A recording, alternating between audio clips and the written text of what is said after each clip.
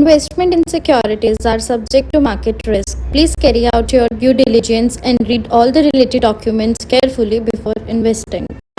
Channel को subscribe करना ना भूलें और हमारे ताज़ा वीडियो सबसे पहले देखने के लिए बेल आइकन को दबाएं।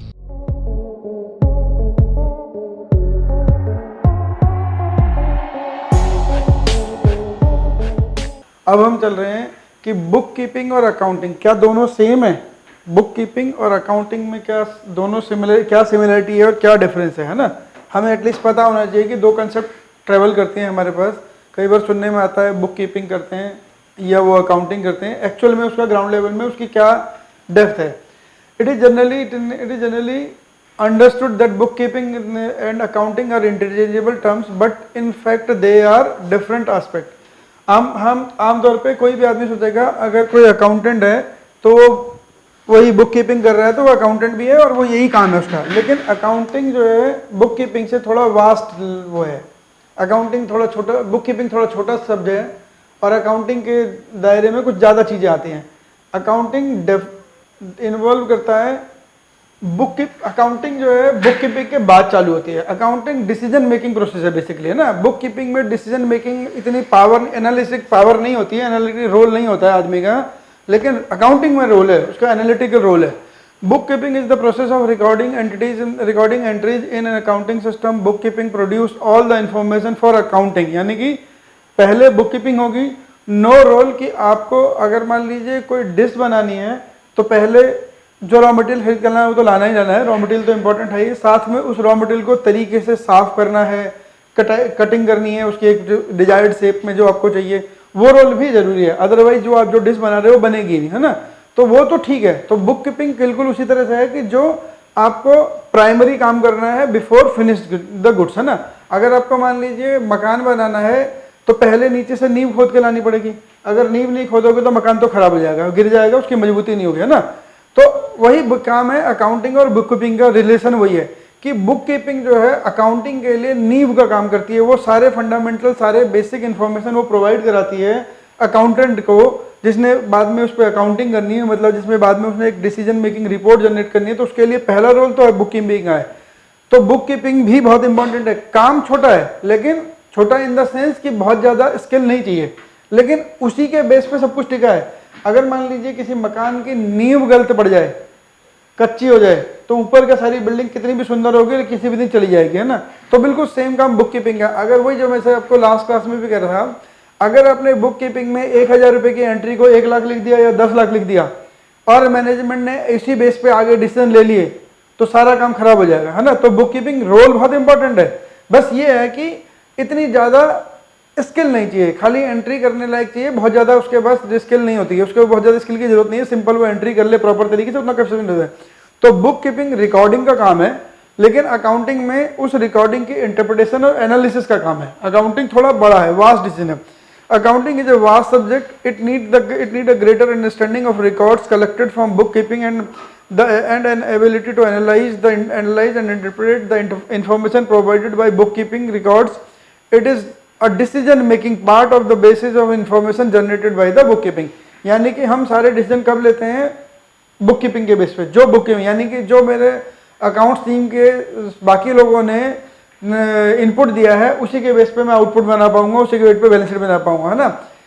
और 100% रीवेरिफिकेशन करनी पड़ जाए अगर मुझे उस डाटा की, तो फिर जो जिस आदमी को मैंने अपने टीम में रखा है उसकी जरूरत क्या है? अगर मुझे 100% सारा डाटा वेट ही करना पड़ेगा तो फिर उसकी जरूरत ही क्या? फिर तो मैं सारा दोबारा कर ही नहीं लूंगा।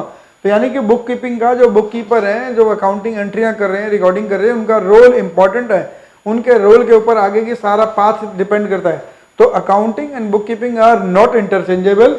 Book keeping refers to the data entry work of data entry recording, data recording, but accounting refers to the interpretation and generating the final reports from the information provided by the bookkeeper. जो book keeper ने हमको information दी है उससे जब हम final report present करेंगे वो काम अकाउंटिंग का है। अकाउंटिंग में जाके हम थोड़ा सा सोफिस्टिकेटेड काम करते हैं, बस सिंपल ये बात है ना। हम अपने जो डिश बनाई है उसको गार्निश कर रहे हैं, अकाउंटिंग में जाके उसे फाइनल टच दे रहे हैं, गार्निश कर रहे हैं ताकि वो डिश टेस्टी लगने के साथ प्रेजेंटेबल भी लगे, है ना।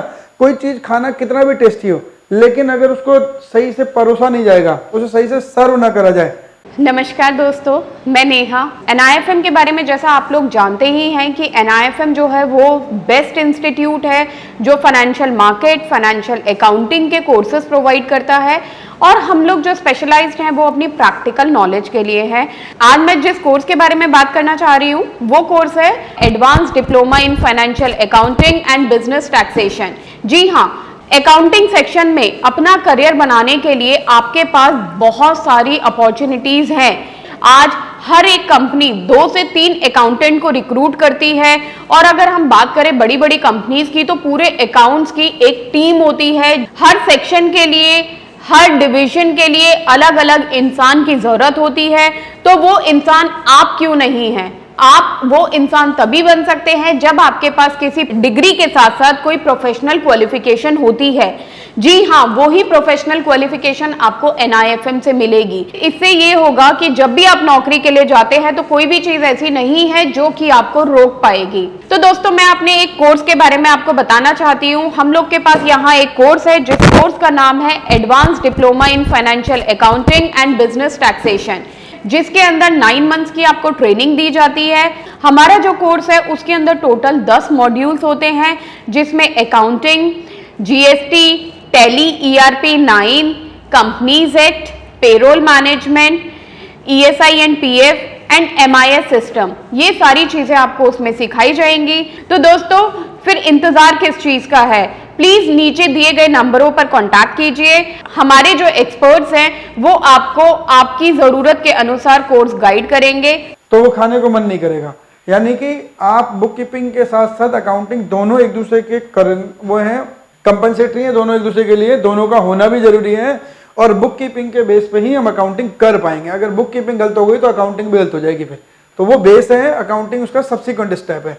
बुक कीपिंग और अकाउंटिंग में ये फर्क है। अब अकाउंटिंग होती कितनी तरह की है ना? अकाउंटिंग होती है 3 तरह की जनरली, वैसे ब्रॉडली 2 ही तरह की होती है, लेकिन जो ये कॉस्ट अकाउंटिंग है ना, this is the part of management accounting, है ना। तो ब्रॉडली 2 ही तरह की अकाउंटिंग होती है, एक फाइनेंशियल अकाउंटिंग, दूसरा management accounting. Cost accounting is a part of subsidiary, है ना, पार्ट ऑफ मैनेजमेंट अकाउंटिंग। जो कॉस्ट अकाउंटिंग है मैनेजमेंट अकाउंटिंग का ही पार्ट है। तो फाइनेंशियल अकाउंटिंग क्या होती है? जो आप लोग और हम कर रहे हैं, जो हम सीखेंगे अभी, है ना, हम कर रहे हैं, हम सीखेंगे, जो भी वो है वो सब फाइनेंशियल अकाउंटिंग है। फाइनेंशियल अकाउंटिंग का रोल स्टार्ट होता है व्हेन अ ट्रांजैक्शन और इवेंट अकर्ड। जब एक ट्रांजैक्शन और एक इवेंट हो जाएगी उसके बाद फाइनेंशियल अकाउंटिंग का रोल चालू होता है। अकाउंटिंग बेसिकली 2 ही तरह के ब्रॉडली, फाइनेंशियल अकाउंटिंग और management accounting. And the cost accounting is the part, subsidiary, उसकी जो है उसकी एक आर्म है। मैनेजमेंट अकाउंटिंग की एक आर्म कॉस्ट अकाउंटिंग भी है। तो फाइनेंशियल अकाउंटिंग में हम ट्रांजैक्शन और इवेंट्स को रिकॉर्ड करते हैं व्हेन दे हैपन्स। जब तक कोई इवेंट और ट्रांजैक्शन नहीं होगी तब तक फाइनेंशियल अकाउंटिंग करने वाले का रोल नहीं है। फाइनेंशियल अकाउंटिंग मतलब इस फाइनेंशियल अकाउंट से एक पहला स्टेप और क्या है? बुक कीपिंग, है ना। तो फाइनेंशियल अकाउंटिंग के अंदर बुक कीपिंग भी है, दोनों एक दूसरे के कंप्लीमेंट्री। अभी हमने पढ़ा कि फाइनेंशियल अकाउंटिंग और बुक कीपिंग में, सॉरी, अकाउंटिंग और बुक कीपिंग में क्या रिलेशन है और क्या डिफरेंस है। तो बुक कीपिंग जो है फाइनेंशियल अकाउंटिंग की प्री स्टेज है ना।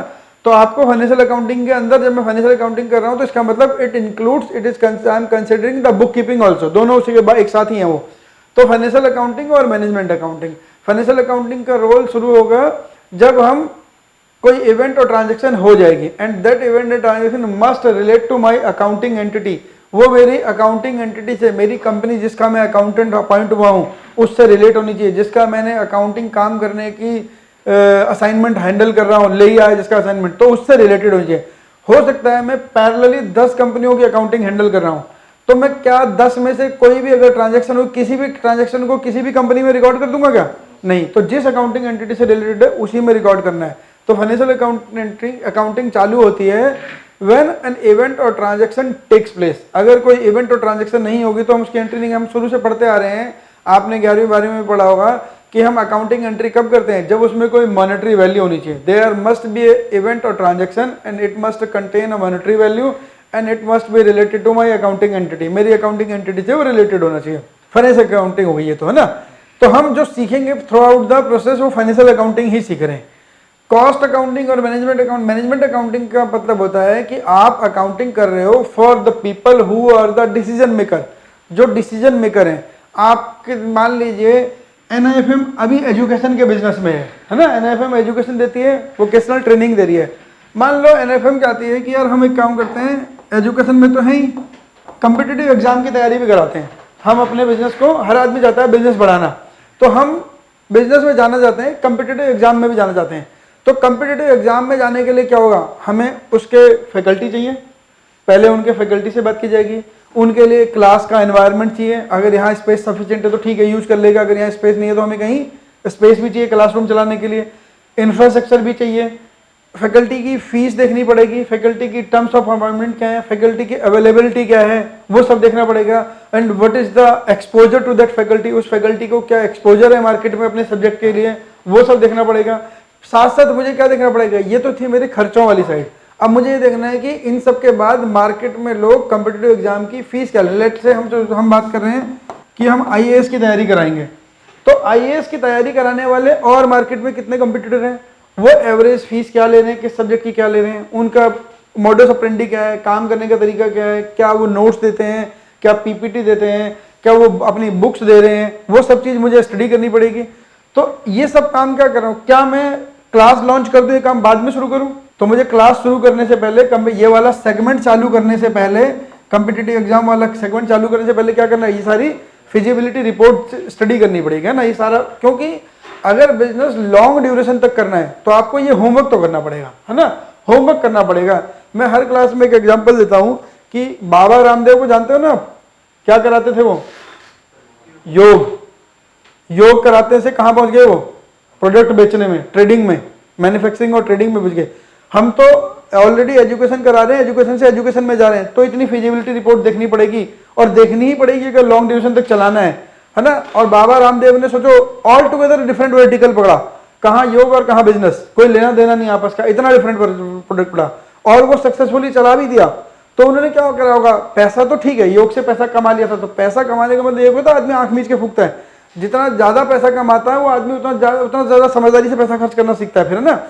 तो उन्होंने भी क्या करा होगा, ऐसे सारे पहले से प्रोग्रामिंग करी हुई, सारा स्टडी करा होगा। इससे पहले मार्केट में कौन कंपटीटर थे उनके, ITC था, हिंदुस्तान यूनिलीवर, HUL था, है ना, ऐसे कंपटीटर बहुत सारे थे, P&G था, प्रॉक्टर एंड गैम्बल था। उन्होंने उन सब बड़े बड़े धुरंधर को, मार्केट के बड़े बड़े धुरंधर को अच्छा खासा चैलेंज दिया पतंजलि ने, है ना। सब लोगों को अपने प्रोडक्ट के आगे आयुर्वेदिक, आयुर्वेदिक, नेचुरलपैथी, ऐसे वर्ड जोड़ने पड़ गए। तुलसी और नीम रखते हैं केवल। अभी तक जब तक बाबा रामदेव ने अपने प्रोडक्ट लॉन्च नहीं करे थे तब तक पेस्ट में आयुर्वेदिक के नाम पे केवल वीको अपना ऐड करता था, और वीको को बहुत ज्यादा लोग खरीदते नहीं। एक स्पेसिफिक कैटेगरी थी वीको खरीदने वाली, है ना, एक स्पेशल क्लास थी, वही क्लास वीको को खरीदती थी, जो लिखता था वीको नेचुरल है, 100% नेचुरल लिखता था अपने आप को, वीको वैजयंती, जो टूथपेस्ट बनाता था। लेकिन बाबा रामदेव के मार्केट में कूदने के बाद कोलगेट वेद शक्ति बनाता है, पेप्सोडेंट बनाता है, बहुत सारी कंपनियां और आ गई जो अब लिखती हैं हम आयुर्वेदिक पेट्स बनाते हैं, है ना, आयुर्वेदिक औषधि से पेट्स बनाते हैं, केमिकल से नहीं बना रहे हैं। वो क्या था कि बाबा रामदेव ने इतनी खतरनाक जगह पे चोट मारी, लोगों के कस्टमर के दिमाग पे हिट था। वो क्या बना रहे क्या नहीं बना रहे वो तो उनकी ईमान जानता है, लेकिन कस्टमर के उस ऐसी जगह पे जाके चोट मारी बाबा रामदेव ने कि सबको पता था सब कुछ आजकल केमिकल से बना आ रहा है। अगर एक आदमी, नया आदमी आ जाए जिसने पहले अपने योग में बहुत अच्छा खासा नाम करा, है ना, उन्होंने योग पे नाम करा अपना, और उसके बाद अगर वो कहे कि हाँ मैं एक आयुर्वेदिक चीज बना रहा हूं, इस पे आपको भरोसा है, तो हाथों हाथ बिकी जाएगी। और सब लोग, आप हो, मैं हूं, कोई भी हो, सबको पता हम केमिकल खा रहे हैं। तो एक जैसे ही नया आदमी आया तो सबने हाथों हाथ लिया उसे, है ना। वो बात अलग है, बाबा रामदेव के ऊपर आज 50 केस चल रहे हैं कोर्ट में, है ना, इसीलिए कि उनके प्रोडक्ट में वो मिल रहे हैं, है ना, नॉनवेज मिल रहा है उनके प्रोडक्ट में, और कई जगह प्रूफ भी हो गया, कई जगह उन्होंने फॉल्स कमिटमेंट भी करी है, सुप्रीम कोर्ट तक ने उनके ऊपर पेनल्टी भी लगाई है। लेकिन वो सब बिजनेस स्ट्रेटेजी थी, हाथों हाथ चल गया, बिक गया। अब जो बिक गया वो तो बिक गया ना। अब वो एक स्टेबल लेवल पे है कि उतना प्रोडक्ट तो उनका थोड़ा करके चलता रहेगा। जो उनकी कॉस्ट थी, जो उनकी कैपिटल कॉस्ट थी, वो उन्होंने उस आंधी में कमा ली। जो आंधी चलाई उन्होंने आयुर्वेद की, उस आंधी में उन्होंने अपनी कैपिटल कॉस्ट निकाल ली। अब तो रूटीन की कॉस्ट है, बिजनेस प्रोडक्ट बनता रहेगा, बिकता रहेगा। एक कस्टमर बेस तो उनका पक्का हो चुका है, जो है वो ले ही रहा है उनका प्रोडक्ट, है ना, वो बात तो ठीक है। तो उन्होंने क्या करा होगा, पहले मैनेजमेंट अकाउंटिंग को कंडक्ट करा होगा, मतलब मैनेजमेंट टीम को बोला होगा, भाई हम सोच रहे हैं ये वाला काम करते हैं, बताओ तुम अपने अपने डोमेन के एक्सपर्ट हो, तुम बताओ हम क्या करें, क्या ये प्रोडक्ट बिकेंगे, कितने लोग डिजायरस हैं इस प्रोडक्ट को लेने में, कौन आयुर्वेदिक चीजें आज की डेट में ले रहा है, उससे पहले वीको वैजयंती को खरीद नहीं रहा था, है ना। अब मार्गो नीम साबुन, मार्गो का, है ना, मार्गो कहता था मैं नीम साबुन हूँ, कितने लोग मार्गो खरीदते हैं, नहीं खरीदते हैं ना, नीम के अपने ये साबुन आते हैं, बहुत कम लोग खरीदते हैं, वो सब उनको लोग क्या मानते थे, मेडिकेटेड साबुन, कि वो दवाइयों वाले साबुन है, जब डॉक्टर रिकमेंड करेगा तभी खरीदूंगा मैं उनको नॉर्मली कोई नहीं खरीदता था। लेकिन बाबा रामदेव ने सबको हाथ में तो खरीदवा दिया, है ना, बिना डॉक्टर की रिकमेंडेशन के लोग उसका पेस्ट ले रहे हैं, आटा ले रहे हैं, इवन च्यवनप्राश ले रहे हैं बाबा रामदेव का, है ना। तो क्या हुआ, वो सब किसका खेल था, अच्छी खासी प्लानिंग, फॉरकास्टिंग, मैनेजमेंट, अकाउंटिंग। ऐसे ही जियो, जब जियो फ्री में आया था शुरू में, जियो ने क्या करा, कनेक्शन फ्री में दिया था, पता है ना आपको, जियो ने कनेक्शन फ्री में दिया था। अगर जियो पैसे में बांटता तो क्या आप लोग जल्दी से स्विच होते वहां पे, नहीं होते। तो जियो ने क्या करा, या फ्री में बांटो, अपने आप लोग हमारा सिम ले लेंगे, अगर मैं बेचने जाऊंगा तो मुझे बेचने के लिए पैसे तो ले लूंगा मैं कस्टमर से, लेकिन कितने लोग मुझे पैसा देंगे, मेरे से पहले एयरटेल सर्विस दे रहा है, वोडाफोन सर्विस दे रहा है, उन दोनों आइडिया अलग होता था, आइडिया भी सर्विस दे रहा है, और सारे लोग उस सर्विस, तीनों की सर्विस से ठीक है, सेटिस्फाइड है, कोई प्रॉब्लम भी नहीं है, तो कोई भी मेरे पास क्यों आएगा। ठीक है, मैंने सेल्स टीम इकट्ठा कर ली, मार्केटिंग की टीम इकट्ठा कर ली, सबको सैलरी भी दे रहा हूँ, मार्केटिंग के, ब्रांड प्रमोशन के पेपर प्रिंट, ब्रोशर वगैरह सब छपवा दिए मैंने। तो लेकिन उसके बाद भी सब पूरी टीम का कॉस्ट भी तो बेयर करनी पड़ेगी, उस टीम को सैलरी देनी है, उस टीम को इंसेंटिव देने हैं, उस सैलरी को आने जाने का खर्चा देना है, फूडिंग लॉजिंग सब देना है, और जो छोटे लेवल के लेंगे उसके उनको टेक केयर करने के लिए, कंट्रोल करने के लिए, उनसे रिपोर्टिंग लेने के लिए एक बड़े आदमी भी चाहिए, पूरी टीम चाहिए, एक स्ट्रक्चर चाहिए ऊपर से नीचे तक मार्केटिंग का। प्लस उसके बाद उन सारे रिकॉर्ड, जो मार्केटिंग वाले ऑर्डर लेके आएंगे उसको रिकॉर्ड को प्रॉपर जगह पे करना है, सब काम करना है, वो सब भी चाहिए। तो उसे पता था कि कॉस्ट तो मेरे पास बहुत सारी आएगी, लेकिन उतनी जल्दी रिजल्ट नहीं आएंगे। उन्हें बोला दोनों साइड में लॉस तो है मुझे, दोनों साइड में मुझे कॉस्ट तो इनकर करना है, इससे बढ़िया क्या करो कि जियो को फ्री में बांट दो। फ्री में बांटने से क्या होगा, जो मैं मार्केटिंग और उस एक्सपेंशन में खर्चा लगाता, हर आदमी फ्री में तो कोई भी रख लेगा। मेरे पास एक सिम है, हर एक के फोन में 2 स्लॉट होते हैं, मैक्सिमम फोन में 2 स्लॉट है स्क्रीट में, तो एक सिम मैं चला रहा हूँ, दूसरी फ्री में ही तो मिल रही है मेरी। देखो हमारी या किसी के भी, सबको क्या है, फ्री में मिल रहा है तो रख ही लो। और उसने उससे बड़ी क्या है, दुखती नब्ज पे हाथ रखा लोगों की, कि जियो ने फ्री में क्या दिया पता है, डाटा। कॉलिंग तो सस्ती हो ही गई थी, कॉलिंग तो अब समस्या रह नहीं गई थी लोगों के लिए, लेकिन डाटा फ्री में आना बहुत बड़ी बात थी। उस टाइम पे एयरटेल वोडाफोन 350 400 रुपए में 1 GB डाटा देता पूरे महीने। आज आप 1.5 GB डाटा रोज ले रहे हो, पता भी लग रहा होगा 1.5 GB डाटा कहाँ जा रहा है। तो वो 350 रुपए में, 400 रुपए में, 500 रुपए में 1 GB डाटा, वो भी 1 महीने के लिए मिलता था। सोचो कितनी किल्लत होती होगी एयरटेल वोडाफोन की, क्योंकि मोनोपोली थी, कोई हिट मारने वाला नहीं था। तो जियो ने वहां पे जाके हाथ रखा नब्ज पे, कि हम फ्री में दे रहे हैं, साथ में डाटा फ्री में दे रहे हैं, जो नहीं भी आएगा वो भी आएगा। तो NIFM के पास बहुत सारे कोर्सेज हैं, जिनमें से एक कोर्स के बारे में मैं अभी आपको इस वीडियो के माध्यम से बताना चाहती हूँ। कोर्स का नाम है advance level of smart investor. ये जो कोर्स है उन्हीं लोगों के लिए बनाया गया है जो इस मार्केट में काम करना चाहते हैं, इस मार्केट से पैसा कमाना चाहते हैं। क्या क्या चीजें जरूरी होती हैं ट्रेडिंग करने के लिए या इन्वेस्टमेंट करने के लिए, वो सारी चीजें हम लोग अपने इस कोर्स के माध्यम से आपको सिखाते हैं। सबसे पहले इस मार्केट में एंटर करने से पहले हमें बेसिक चीजों की नॉलेज होना बहुत जरूरी है। जैसे कि हमें पता होना चाहिए इक्विटी मार्केट क्या है, हमें पता होना चाहिए फ्यूचर एंड ऑप्शन मार्केट क्या है, कमोडिटी मार्केट क्या है, करेंसी मार्केट क्या है, इंडियन मार्केट्स क्या होती हैं, बाहर की मार्केट्स क्या होती हैं, उनमें किस तरीके से काम होता है, कैसे काम होता है, कैसे चीजों को खरीदना है, कैसे बेचना है। दोस्तों, इन सभी चीजों के लिए हमारा एक ऑल इन वन कोर्स है जिसका नाम है advance level of smart investor. Advance level of smart investor के अंदर हम लोग 70% प्रैक्टिकल ट्रेनिंग देते हैं, और ये जो प्रैक्टिकल नॉलेज होती है ये आपको लाइव मार्केट पर दिया जाता है, लाइव टर्मिनल पर दिया जाता है, आपको एक्चुअल फंड्स के ऊपर काम कराया जाता है, जिससे कि आपका कॉन्फिडेंस लेवल बूस्टअप हो, आप खुद चीजों को प्रैक्टिकली समझ सकें। NIFM की बहुत सारी ब्रांचेस हैं। हमारे जो ट्रेनर्स हैं वो मार्केट के एक्सपर्ट्स हैं, जिनके पास 15 से 20 साल का एक्सपीरियंस है। वो सारा का सारा एक्सपीरियंस आपको इस कोर्स के माध्यम से वो अपना शेयर करेंगे।